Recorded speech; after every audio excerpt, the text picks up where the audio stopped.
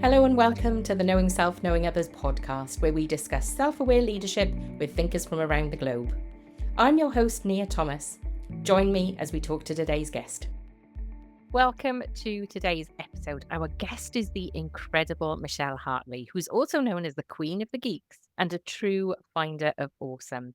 With an HR superpower that allows her to spot a disciplinary situation from 20 paces away, Michelle brings a really unique blend of expertise and humour to the table.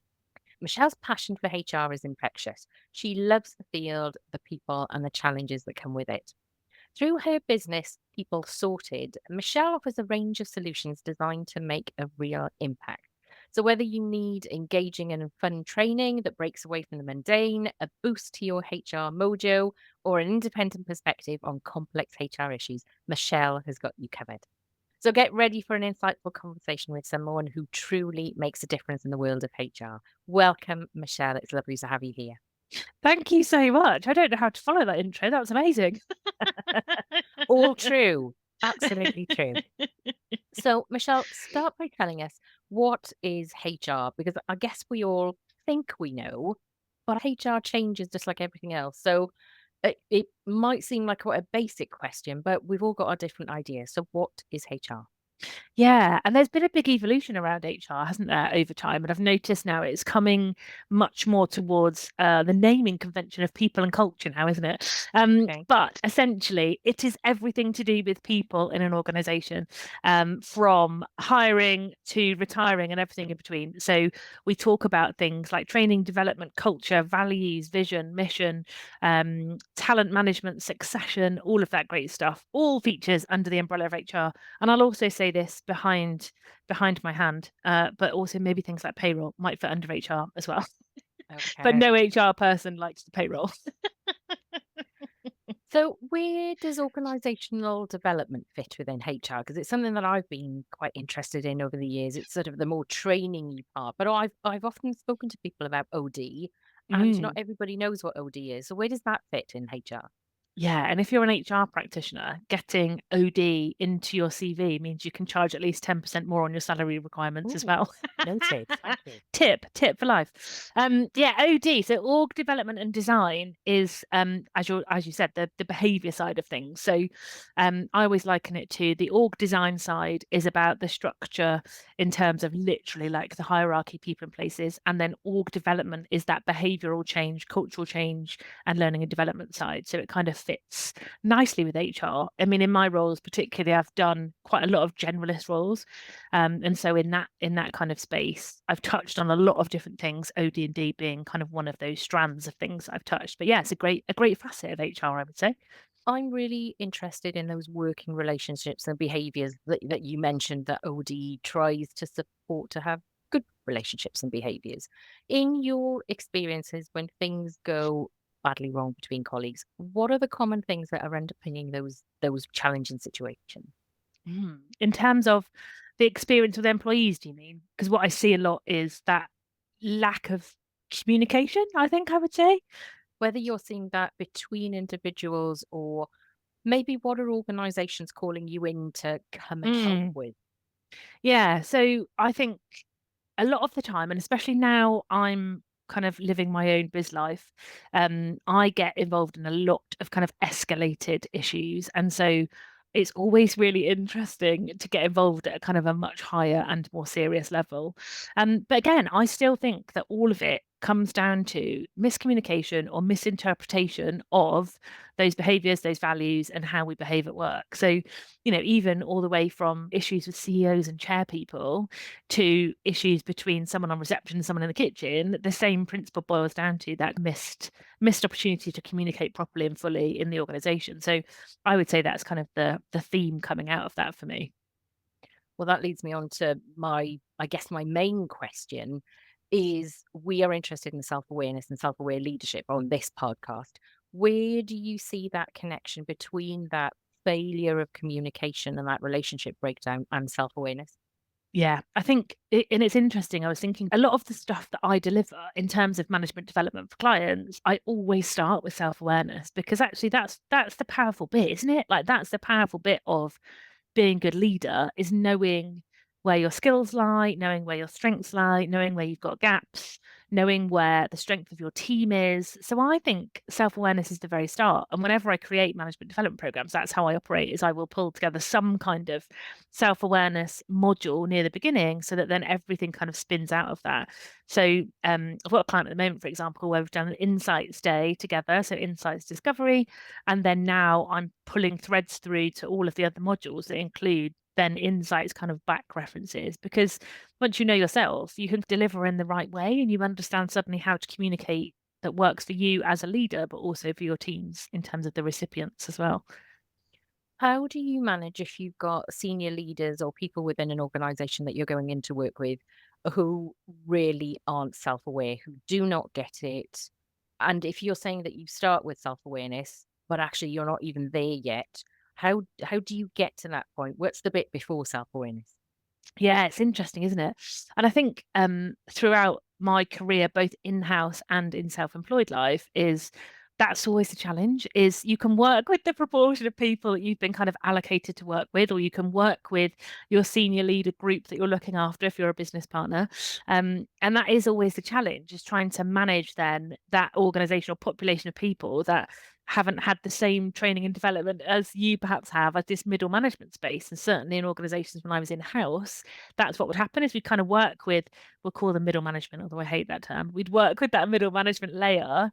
The SLT would feel like, well, actually, I don't need management training. Thank you very much. And then you'd have this layer pushing up then to the SLT because they'd had all this training and this awareness and this development.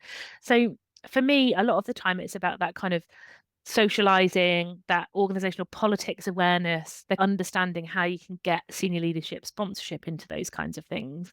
But it is the everlasting challenge, I think, in my experience. Yeah, most definitely. I've spoken to a few people on the podcast, and when we talk about relationships and we talk about self-awareness, we often go into the conversation about harassment and bullying. Mm. And I was joined by Ratika Nair talking about civility and respect. I find that really interesting in organizations. Our conversation was particularly about the NHS, but equally relevant across other organizations. What are your thoughts on civility and respect? Because as you've said, whether it's the chair and the chief exec or the receptionist and an administrator in the kitchen, often this is where something starts and it is low level incivility. But what's your experience of civility and respect? Yeah, it's a really good one, that. I really like it. It's an interesting one because we always used to have, in my in-house days, we always used to have a principle about dignity at work and treating people with respect. And so there was always that kind of core for me about having that as your almost like foundational level in terms of how we all operate. But it's interesting because it doesn't often land well with people, does it? Or people don't seem to kind of connect with what it really means. And often, in terms of my experience, what I've seen is it's almost like it has to happen to a senior leader in order for them to then go ahead and make the changes that need to happen in the organization. Okay. Um, and so that's been my experience in the in-house days. What's been really interesting in self-employed life, as you know, I run a community of HR people called the HR Geek Squad. And what's been really interesting is I created the environment that I would have wanted to have had in my HR life. And so what we've created is this like beautiful thing where everybody can be themselves. It's a safe space. We can all have conversations. We all look after each other. We all cheerlead each other. We're all there. You know, somebody says, OMG, I need to do this thing. Can someone help? You get at least 15 people piling in saying, oh, I've got that. I can do that. And that kind of piece, I think, is huge. And having run an event, not last week, the week before, with this population of people, it was just amazing to see that in real life. And I think, as you've said, that stems from that initial core thing of respect. You know, we all respect and value each other and what we bring, whether that's something that's very different in terms of how we do it, but we all value and respect each other's offerings. So I think that's kind of been really big for me over the last couple of years. You said at the very beginning there that unless a senior person has experienced it, sometimes they really don't believe it or don't Mm. understand it. Tell me more about that and unpick that a little bit for me. So some of the senior leaders I've worked with would operate, and maybe it's because I've worked in really male-dominated environments for a long period of time. So my background, a lot of it is engineering, manufacturing, you know, kind of dirty end manufacturing stuff, so very male dominated, old school, if you like, environments. Maybe that's where that's come from. But a lot of the leaders in a senior position I've worked with have been very, um, I'm going to say emotionally unintelligent, which feels a bit mean actually, but that's the only phrase that seems to fit. But they would kind of almost operate in a robotic way of, I say this, you do that, or company says this, off you go, or input in, process out, and vice versa. And so it all felt very transactional rather than human. And so I think it was only when certain things might happen to them in life. For example, one of the senior leaders I worked with, parents died, and of course I sent a handwritten card and some flowers and did a thoughtful text message or whatever. And it was only then that they suddenly went, oh, well, I'd like to do that for a member of my team. But it was only because they'd experienced it that they suddenly realized that this made a big difference. So I think there's that piece of almost role modeling that at every opportunity in order to kind of get people to experience it. So they want to give it, which sounds really strange, doesn't it, when you think about it in those terms? But that's certainly what I would have observed in my time in kind of male-dominated engineering and manufacturing environments. I'm going to ask you another question about a male kind of relationship, and our conversation certainly didn't start out as being gender related. Mm, However, this is where we're going. I have had experience. I was the project initiator, so it was about refurbishing a building, mm, and we had some building surveyors, male, and we had the contractors, the builders on site, male. And I attended a couple of those meetings as the project lead for this refurbishment. And the behavior between the two groups of men was absolutely shocking. The mm. way that they communicated between each other left me absolutely gobsmacked. And I have never heard it before and I've never heard it since. Is that normal in more male-dominated industries that they do have that? Oh gosh, you're nodding a lot, Michelle. That's worrying. Is that how people communicate? Yeah, it's certainly been my experience. I want to be very clear because obviously there are some organizations that are very male dominated that are wonderful. But certainly in my experience, it has been massively challenging. And I think what's really interesting is I have always been fine with that. Like I'm the daughter of a builder. Like I'm used to, that kind of behavior, the kind of salt of the earth approach, all the language, like nobody can teach me any new swear words. But I think it only changed for me when I had a period of burnout and I needed more. So I needed more kind of, I guess, like human touch, like more human touch type support, more checking in, more "Are you okay?"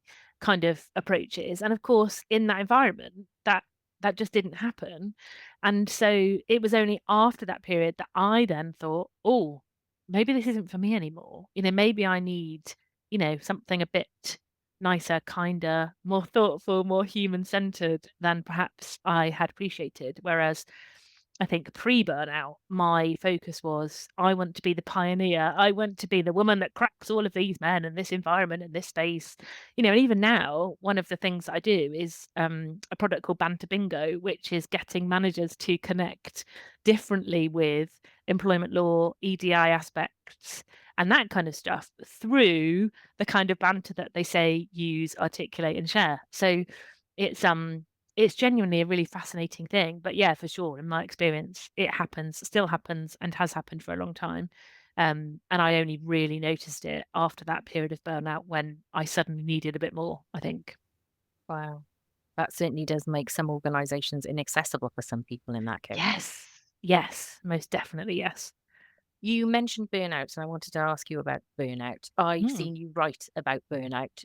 What is your experience and any words of wisdom that you could share with anybody who's worried that actually they might be heading that direction, or they have got to the point where they have burnt out and they feel that unwellness that comes with burnout? How do they get back on track? Yeah, there's some really interesting stuff actually. A really good friend of mine, Kelly Swingler, talks about burnout and is now running a burnout academy for coaches and for HR practitioners, which is genuinely fascinating and a great service. I think in my experience, I was always of the mindset that I would never burn out.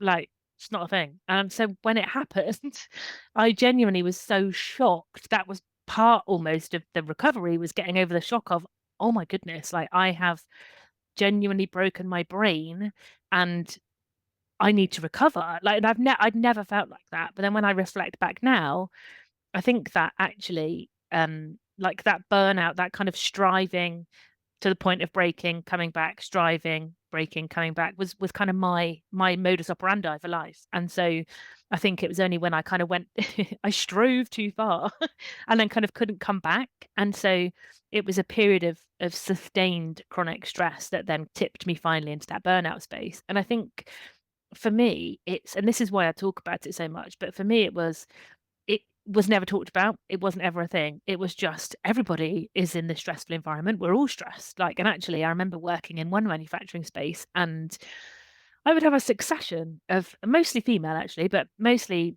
female leaders coming into my office and just sitting there and crying to the point where they would be like shaking, that real proper genuine upset. And I'd say to them, talk to me, what's happening? They'd be like, oh, it's just stress. It's just stress. And I don't think I've ever, when I think back to it now, I'm like, wow, just stress. That's a lot. They're making you have that reaction. That's a lot. So for me, there were kind of three distinct periods, if you like, of burnout that made me sit up and listen. So the first, I would say, was probably that big, awful, impactful moment where I genuinely just broke my bone. There was a lot of stress going on. It was high profile projects. There was a lot of it. All the deadlines were coinciding to land in the same month. My previous boss had passed away and I was still grieving. And so there was so much going on. And it was just my brain was at maximum occupancy. And I woke up one day and I was redoing my makeup for the fourth time in the mirror because I cried it off the previous three. And I just thought, and I remember sitting looking at myself in the mirror and was just like, this has got to stop. You just need to stop. So I remember texting my boss and saying, I'm just feeling really burned out with it all. I'm going to take the day off. And actually that day wasn't enough. And that's what kind of made me start to worry is I was like, oh, this isn't going to be fixed in a day of like sofa surfing and watching crap on telly. This is serious. And from that point onwards, I got signed off immediately because I was like, do you know what? I can't even face the act of calling in every day, that kind of trying to talk to someone every day. I just couldn't do it. So I got signed off straight away. I got signed off for 4 weeks. My GP was wonderful. I remember talking to him about the whole thing and I'd lost it, like really upset, really crying. And he said, you just need permission for time off. And here it is. And it just felt like someone had just cut the strings. I was like, oh, okay. And that made me realize that I just needed that time. So I took the time, got better, decided I had to be the pioneer of returning to work and do everything by the book and role model all this great stuff. So I did go back to work.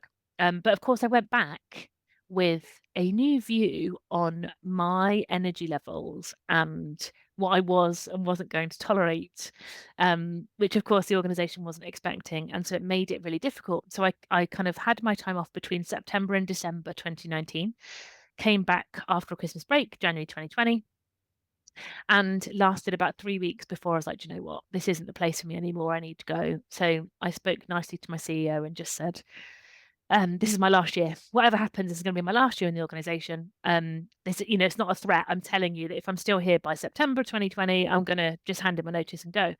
And again, that was then another couple of weeks. And the senior leadership team was in that same space in terms of their behavior and approaches to things. And I just thought, I don't want to do this anymore. So I resigned with nothing to go to. And that was 2020, and we all know what happened in 2020. So COVID then hit. I couldn't leave the organization because my inner HR professional was like, you can't leave them in this state.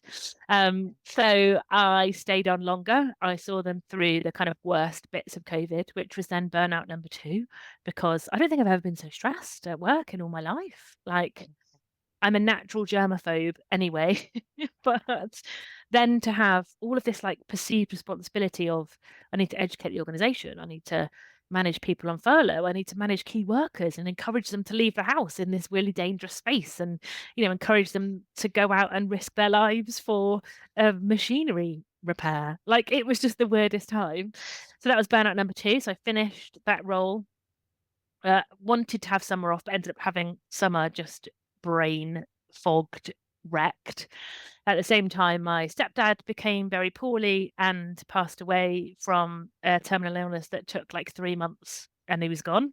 And then caring for my mum in that time was kind of burnout number 3. So it was all very kind of quick succession periods of burnout because I hadn't put in those coping strategies because I didn't really know them, to be honest. I just recovered and then didn't know what to do. So to come back to your original question about tips and things for people to watch out for, I think I didn't even know what to look for, when I was burning out, because I think for months before I did actually kind of throw in the towel and take time off, I was sat in senior leadership team meetings and I was trying to like stop my heart racing. So my heart would be going so fast. And I remember just holding my breath in a senior team meeting and just trying to control my heart rate. And I was kind of doing like a, and I got told off because they were saying, "Stop sighing, Michelle. What's wrong with you?" And I wasn't sighing. I was trying to control my heart rate. And so that was one of the indicators of like this principle of, hang on a minute, something's not right. Your body's giving you a message here. I'd lived with IBS for a really long time. I'd lived with rosacea for a really long time, and all of those things are indicators of high levels of cortisol and stress in your body. So I think what I would say is like tune into the things that your body might be telling you. If you're eating too much, if you're drinking too much, if you're, you know, um, working to live, if you are experiencing like hot sweats, adrenaline dumps, heart rushes, all of those things, that is normally an indicator that something isn't right. And I'd been having therapy for a long time, so therapy is always cool. And things like that. Taking time off before you actually break your brain is really sensible. And following like burnout creators, so Kelly Swingler, Michelle, Humaneer, lots of people like that will have those kinds of contents going out. And I think had I had that at that time, I might have acted a bit more quickly and sooner and prevented that kind of big burnout, I think. So I think it's just tuning into your body, listening to what you need, and then educating yourself when it feels safe to around burnout and what it can do for you and that kind of stuff, I think. How do we start to maybe infiltrate the organizations, the kind that you described right at the very, very beginning, who aren't really interested in emotions and maybe are disrespectful and uncivil to each other? There are still human beings in those situations. How do we give them an in or give them an out so that Mm, they can start to have these conversations and they can raise their own awareness about this? Because this is dangerous, isn't it? Because if it's yes. raising your heartbeat to this extent, that is heading towards cardiac arrest. That's where Yes. we're going. This is really Yeah. dangerous stuff. Yeah, absolutely. And there were times when I genuinely thought, I think I'm having a heart attack. It would be that bad. So yes, I totally get that. I think it's almost like making like pockets of safety, which sounds like a really weird thing to say, but making pockets of safety, creating, groups, networks, safe people that you can have those conversations with. And I know that people say mental health first aiders are for that. Not in my experience. I think mental health first aiders are brilliant, by the way, but I think it almost needs more than that, and I think it's about kind of almost creating like a little network of people or a safe space or even a place to just go and have those conversations if you're feeling overwhelmed. And I think that's the only way to start it. I mean, the other thing that gives me kind of heart and comfort is those people that are in leadership positions right now aren't going to be there in 5, 10 years' time because they will have retired and there will be other leaders coming up. And certainly in my in-house experience, that was the reason for focusing on perhaps those middle levels of leadership, those up and coming levels of leadership, so that by the time those successors fill those positions, you've kind of got that long-term goal of actually we are human beings here and we need to take time and look after people. So I do think there's almost like a bit of a long game and then a bit of the shorter game. So the long game is knowing that the dinosaurs won't be in post for more than 10 years. The short game being creating those like pockets of safety, safe spaces, safe people, safe conversations that can happen. I think A that's lot a of this, really wonderful way of describing it, pockets of safety. yes, And listeners, watchers, if you're in this situation and you can see that you've got colleagues around you who need pockets of safety, then educate yourself, link in with HR people like Michelle to help you create these pockets of safety because we really need them. yes, I totally, totally agree. I mean, even in in-house days, I would say I would grab people and say, right, come on, let's go for a walk. And we'd walk to the nearest coffee shop and just get a coffee. And that wasn't because I thought, oh, they're going to melt down. But it was just, do you know what? Somebody else might need to get out because I do, and it was that kind of, I'm just going to go and people can come or not. And it's that kind of space, I think, that is just really helpful. I know with the Geek Squad, as an example, we have monthly speakers, and every speaker every month will come and talk about their passion project, whatever that is, whatever their organization is, whatever they do. This month was digital detox, but we've had lots of different, experienced speakers, and I wonder if something like that would really land well in organizations. And certainly if I was back in in-house days, that would be the sort of thing that I would think about is once a month, we're going to have a core speaker come in and talk to us about all of these different topics. Some will resonate, some will land, some won't. But actually, you've got the opportunity then to have this library of wonderful things and talks that you can learn about and interpret. The challenge of that is the people that will access it probably won't be the people that you want to access it in terms of those that might need it for development purposes. But Yeah. that's the start of another safe pocket, isn't it? Like, oh, I've just watched this thing and it reminded me of a conversation we'd had. That kind of stuff to get that sort of thing going, I think can also be really helpful without kind of doing a point at people and saying, well, you need this because you're this. It can also be a really helpful thing to just have somewhere a little library of great talks and awesome resources. Raising awareness of awareness. Mm-hmm. You deliver activity-led learning, and I think that's a really great way of describing it. The last direction of my self-aware leadership campus is experience, and specifically it's experiential learning. And that's as much about developing opportunities to be yourself as the leader as it is about creating those opportunities for people in your team. So tell us more about activity-led learning and why is it important to you? Mm.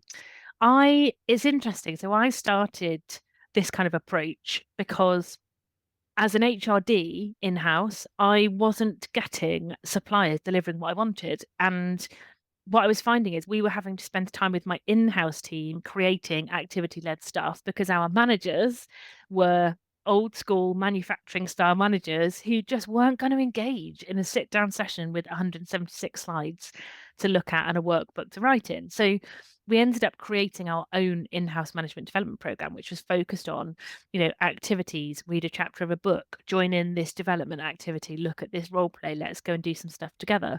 And that made a massive impact, like a huge impact within the first year. And so that's where it kind of sparked for me, I think, is I didn't see anybody else delivering the stuff that we were delivering in-house. And all I had in the organization was they were like, you can have an hour and you can have an hour and that's it. That's all you've got. With all these managers, you get an hour for each session. No one's committing to anything else. You're not having a full day out. And I was like, fine, bet, like bring it. So that's what I did. So in my hour session that I had, everything got split into 10-minute windows, and every 10 minutes we changed up the activity or the discussion or the principle of what we were doing. And it just made such a massive difference because it forced us as a team to be much more commercial in terms of what needed to be, in a session, what needed to be something that could be read or watched or listened to. And then we really made the best use of that time. And so I apply now the same principles to what I do for clients. I mean, luckily, some of my clients now give me a whole day. But my entire program, for example, my HR program that I do, is just an hour a week every week. And it's impactful and powerful and gives people the right nuggets. So I think that this is the way that training should be and should have always been. I just think we've ended up falling into this like lazy rut of having just dayaways and reading through loads of slides and doing boring stuff. So you'll find me rock up to training with a massive bag of Lego, for example, and we'll build, your boss from heaven and your boss from hell. And then we'll draw out those key behaviors and we'll start building on them. I did one with an HR team talking about your HR business partner from heaven and your HR business partner from hell, and then pulling out, those key themes. And then we did some live skills development with them that was petrifying for me as a trainer because I didn't know what they were going to come out with. But that kind of stuff works really well. And the principle of, playing while you're learning means the learning goes deeper and you connect with it really differently rather than, oh, what was on slide 174 of 176? They'll never remember it. Same principle with the banter bingo stuff that I do. If you want managers to learn about employment law, you need to smack them in the face with it, not go, here's the 9 protected characteristics. Training doesn't land if it's talking at me. It doesn't do it for me. And so, having training that is activity based with things like Lego, play, fidget toys, fun is where it lands. And that's the feedback that I get from my clients is yours is the training that really sticks. Yeah, wow, I love that. Yes, because so many people really do not enjoy or engage with classroom type learning.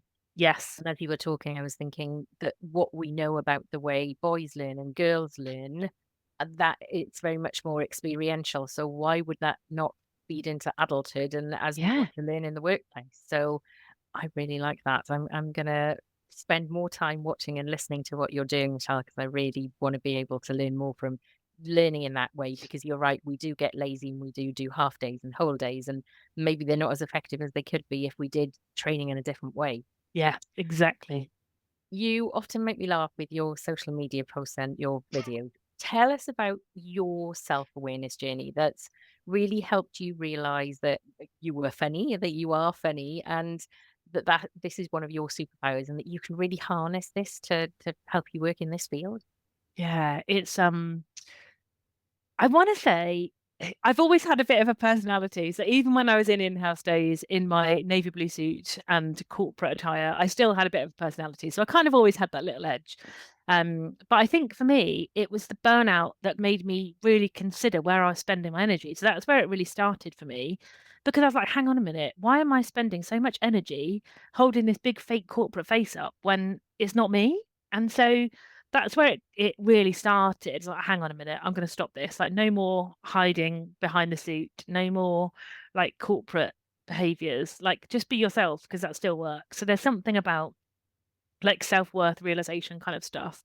And then when I started my business, I was talking about this at the event actually a couple of weeks ago, but when I started my business, I didn't see anybody like me. And what I saw was, and this will sound meaner than I intend it. What I saw was a lot of mediocre HR consultants, so navy blue suits, people that would talk about employment law and what it meant for the organization, that kind of stuff. And Mhm. it just didn't set me afire. And so there was no one out there that made me think that's what I want to do. And so I didn't even want to run my own biz because I was like, this isn't for me. I don't see anybody like me. You can't be what you can't see. And so I was Yeah. like, this isn't right. And so I kind of started out, I guess maybe 50-50. So I started out like half corporate Michelle, half Michelle, and was trying to find my footing. And I realized when I was delivering training that people engaged with the training much more when I was just being me, like when I relaxed and I was just being me. And I think that's where it then started. And then the more that I engaged with that, so me being me, and then got my brand done and had my colors done, how random, had my colors done by House of Color, had my brand done by Kaylee, and then had some photos done with Rosie Parsons. It all just suddenly came crashing in. And I think what happened was I hit LinkedIn like a bit of a tsunami. It's this like brightly colored, really funny HR person. And then what was even more brilliant is it attracted more HR people like me to me. And so at the event a couple of weeks back, I genuinely stood there at the side of the room looking around at all these people who were brightly coloured, hilarious, chatty, fun, and they were all HR people. And I was like, I would have killed for this when I was in house, just realizing that I wasn't an alien, that was an HR person with personality. It exists. So it's been a great journey of discovery. So I think, whenever people say to me like, oh, how do you feel about burnout and would you do it again? I wouldn't choose to do it again, quite frankly. But the good thing coming out of that is I realized that being me saved me time and energy, and actually being me has meant that I can build an entire business on being myself, and that's really important. And so I talk to people a lot about being your authentic self, connecting with the real you and having that kind of inner confidence, I guess, and self-worth. So that's where it kind of comes from for me, I think. But yes, it's also hilarious to take the mickey out of HR people on LinkedIn. And it really feels like a lesson in real authenticity, because I think Yes.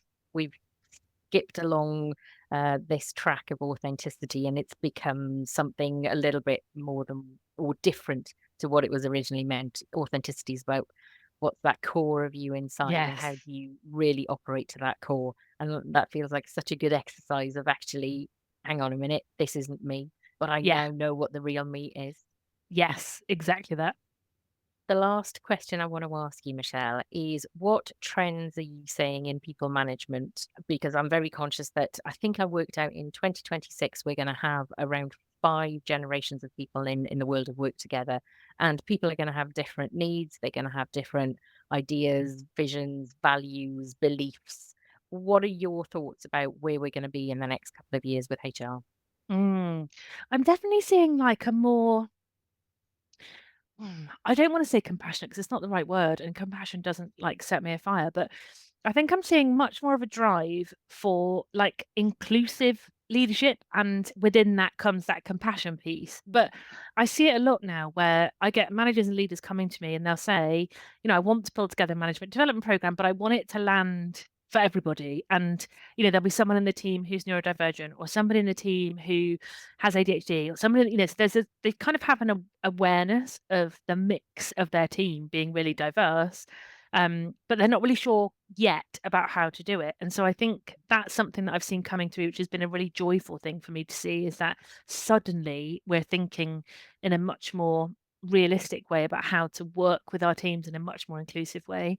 And I think COVID has done that for us, because obviously we were all forced to be remote, weren't we? And now we're in this strange hybrid space. But actually what it's done is it's forced leadership to think and act slightly differently, because they actually have to kind of manage populations of people that are disparate from the main office. But also people now with different needs have found they work better in different environments. So I think there's that inclusive leadership space that I'm seeing much more.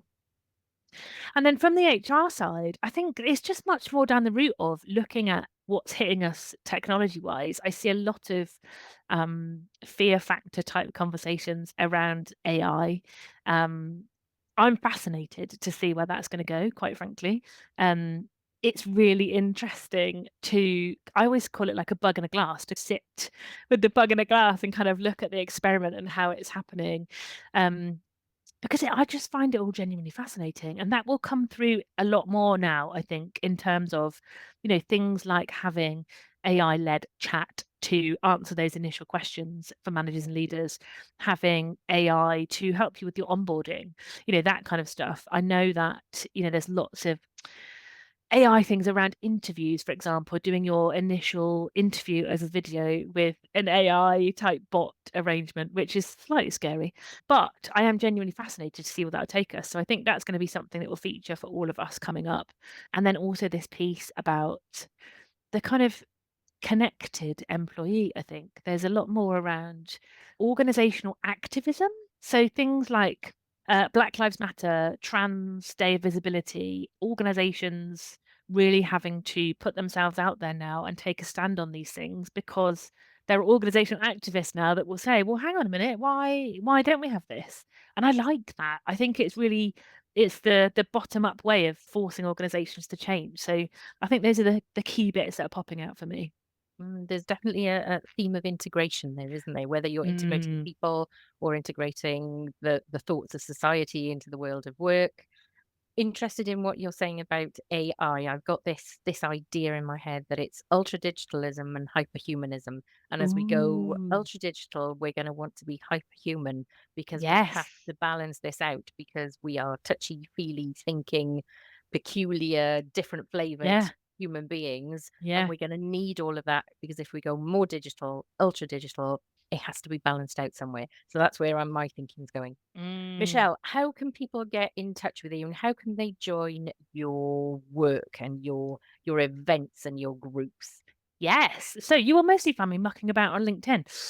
So on LinkedIn, you can find me under Michelle Hartley, FCIPD, Finder of Awesome. So you can look up Find Your Awesome, and I'm hanging out on there on LinkedIn, or you can just search for me, Michelle Hartley, on LinkedIn. I do also have a website. It is probably the most fun website you will ever see, which is peoplesorted.co.uk. It's a very cartoony website, but I feel like it's very reflective of my energy.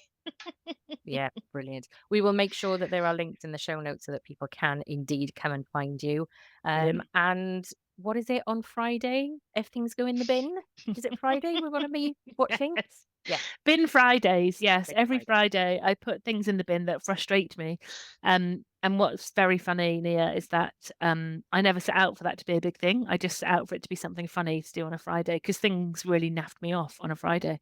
But what is absolutely hilarious is now I'm known as the bin lady. Like, it doesn't matter that I've had 20 plus years in HR delivering great things. Now I'm just known as the bin lady. So yes, come watch me put things in the bin on a Friday. Definitely. I am there religiously. Michelle, it's been wonderful having a conversation with you at last. It feels like I've been watching you on LinkedIn and really joining in with what you're doing for such a long time. So it's brilliant to be able to have a conversation with you. Michelle Hartley, thank you very much. Thank you. Thanks for having me. Thank you for joining me on today's episode, where we aim to develop self-aware leaders around the globe to generate kinder, more respectful and creative working relationships through reflection, recognition and regulation. Head over to my website at knowingselfknowingothers.co.uk to sign up to my newsletter to keep up to date with my blog, podcast and book. Looking forward to having you on my learning journey.